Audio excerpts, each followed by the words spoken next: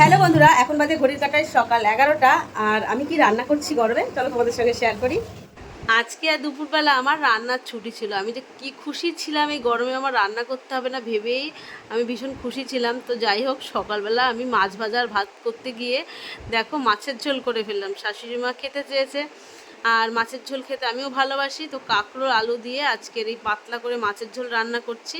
সকাল সকাল চা খেয়ে কিন্তু রান্নায় লেগে পড়েছি। ভাত হয়ে গেছে, ঝোলটা ফুটে উঠতে মাছ কাঁকরোল ভাজাটা দিয়ে দিলাম। মাছটা খুব মোটা মোটা, যার জন্য বেশি করে জল দিয়েছি। ফুটতে সময় লাগবে, কারণ মাছের মধ্যে ঝোল লবণটাও তো যাওয়া দরকার। তো খুব ভালো করে ফুটে উঠেছে। এখন আমি এই শুকনো লঙ্কা তেজপাতাগুলো তুলে নেবো। আমি এই সময় কিন্তু এই ফোড়নগুলো তুলে ফেলে দিই, কারণ এগুলো ফোড়নের পরে আমার কাছে আবর্জনা মনে হয় না, এই জন্য ফেলে দিই।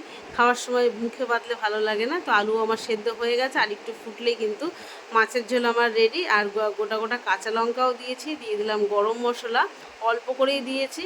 তো এখন আমি গ্যাসটাকে অফ করে দেবো।